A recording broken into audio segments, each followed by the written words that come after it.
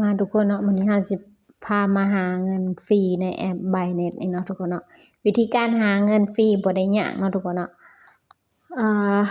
เพียงแต่เรามีเวลาเนาะทุกคนมาเฮ็ดแพ็กเกจสีแดงนี่นะมาเบิ่งกันทุกคนว่าเฮาสิเฮ็ดแนวใดเนาะก่อนอื่นใ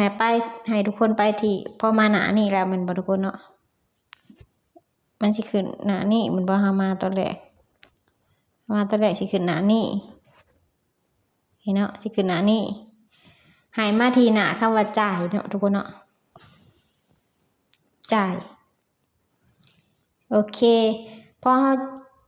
ขึ้นหน้าคำว่าจ่ายให้เฮามาที่หน้าเซ็นแคมเปญนี่เนาะ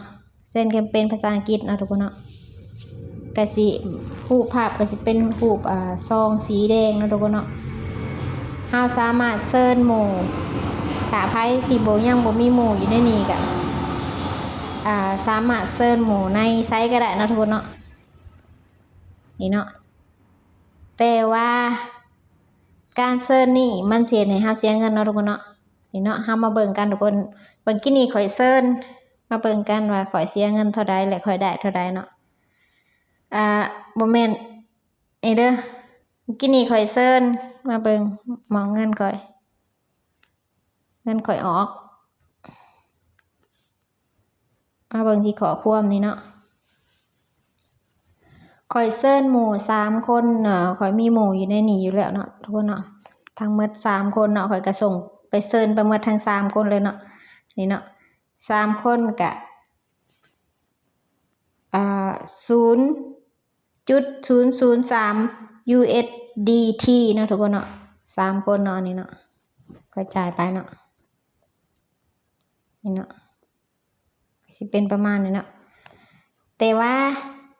เขาจ่ายไปซ้ำนี่ซึ่งเจ้าทายมาว่าข่อยได้รับเท่าใดเนาะนี่เนาะมาเบิ่งกันทุกคนนี่เนาะพอข่อยจ่ายไปซ้ำนี่แต่ข่อยได้มาข่อยจ่ายไป3ข่อยได้9นะทุกคนเนาะเบิ่งเอาเนาะ CGPT ได้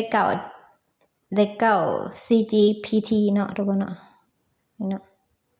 จ่าย3ได้9วิธีการมาเบิ่งกันวิธีการของเฮากี้นี่เฮาบอกว่ามาที่แคมเปญเซ็นแคมเปญเนาะทุกคนเนาะกดเข้าไปเลยเนาะพอหน้ามาที่หน้าจ่ายแล้วก็มาที่หน้าเซ็นแคมเปญเนาะและไผที่ยังบ่มีหมู่ให้ส่งลิงก์นี่หรือว่า QR code ให้หมู่หรือว่าให้หมู่ในกลุ่มของ Binance นี่แหละเนาะทุกคนเนาะถ้าเขากดสแกน QR code เฮาก็สามารถอ้างสิทธิ์เอาเงินได้เนาะเพิ่นเนาะเพียงแต่เขากดสแกน QR code เนาะโอเคเนาะข่อยสิลองส่งไปอีก3คนเมื่อกี้นี่ข่อยสิได้บ่เนาะกดคำว่าเพื่อนนี่เนาะทุกคนเนาะกดคำว่าเพื่อนนี่เนาะ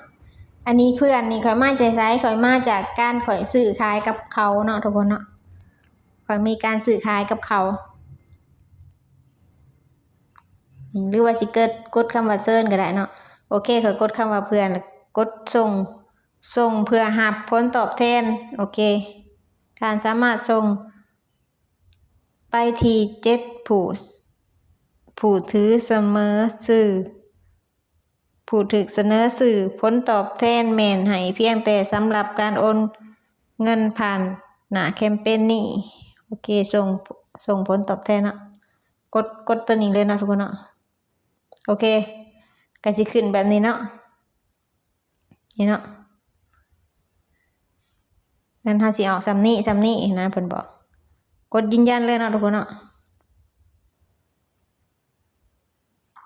โอเคพอกดยืนยันแล้วเพิ่นก็ให้ใส่รหัสยืนยันเนาะเพื่อที่ว่าเฮาสิจ่ายเนาะทุกคนเนาะ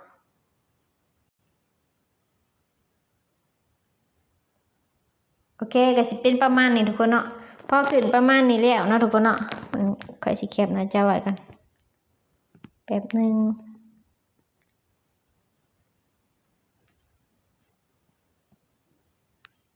อันนี้คือการหาเงินเวลาหาว่างๆเนาะทุกคนเนาะกดคำว่าเฮียงห้องได้ทุกคนเนาะ1เฮียงห้องชิดที่1ได้9เฮียงห้องชิดที่2ได้9เฮียงห้องชิดที่3ได้9โอเคทุกคนมาเบิ่งกันค่ะเจ้าสิส่งอีกเจ้าก็ได้อีกเนาะทุกคนเนาะเจ้าก็กดคำว่าสนะลายขึ้นนี้เนาะมาเบิ่งกันว่าเงินข่อยสิเข้าบ่มาเบิ่งกันว่าเงินข่อยเข้าจังไดเนาะนี่เนาะกดออกมาแล้วสิเห็นหน้านี่เนาะเฮากดที่ว่าประวัตินี่เนาะก็สิเห็นโชว์ขึ้นมาทุกคนเนาะว่าเฮาได้รับนี่เนาะหรือว่าเฮาสิกดคำว่าได้รับนี่เนาะก็สิเห็นคือกันทุกคนว่าเฮาได้รับบ่แม่น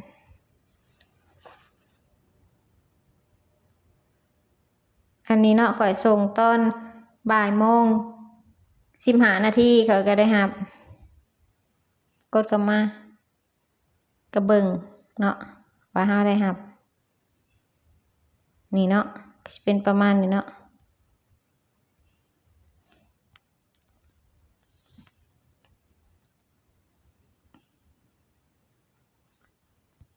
สันก็คือชนะได้หลายขึ้นเรื่อยๆนะทุกคนเนาะนี่เนาะอันนี้ขอความขอเฮ็ดธุรกรรมนี่เนาะ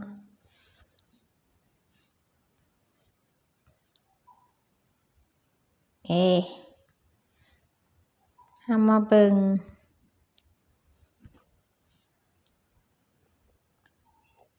ของประวัติของเฮากดมาที่หน้าแรกนี่เนาะหน้าหลักนี่เนาะเขาเว้าหน้าหลัก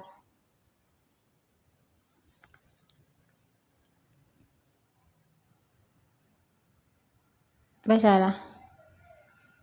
เห็นบ่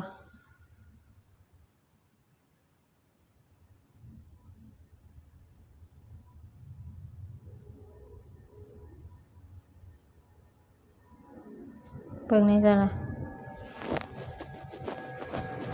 กินนี่เห็นอยู่แวบๆเฮากดไปใส่กินนี่อ๋อนี่ทุกคนนี่เนาะกดมาหน้าที่ว่าทรัพย์สินนี่เนาะทุกคนเนาะก็จะเห็นเนาะที่ว่าได้รับเงินสำเร็จแล้วจ่ายฝากสำเร็จแล้วจ่ายเงินฝากสำเร็จแล้วนี่เนาะกดเข้ามาอีกก็จะเห็นเนาะทุกคนเนาะที่เฮาได้รับเนาะที่ข่อยได้รับข่อยสั่งแพ็คเกจสีแดงก็ได้รับ9โอเคทุกคนวิธีการเฮ็ดหาเงินง่ายๆผ่านBinance ก็มีเพียงแต่เนาะเพียงแต่เฮามีเวลาว่างนะทุกคนเฮาก็มาเก็บเล็กผสมน้อยใส่ในนี้ก็ได้นะทุกคนโอเคขอบใจที่เบิ่งคลิปนี้จนจบเนาะฝากกดไลค์กด Subscribe กดติดตามแหน่เด้อสบายดี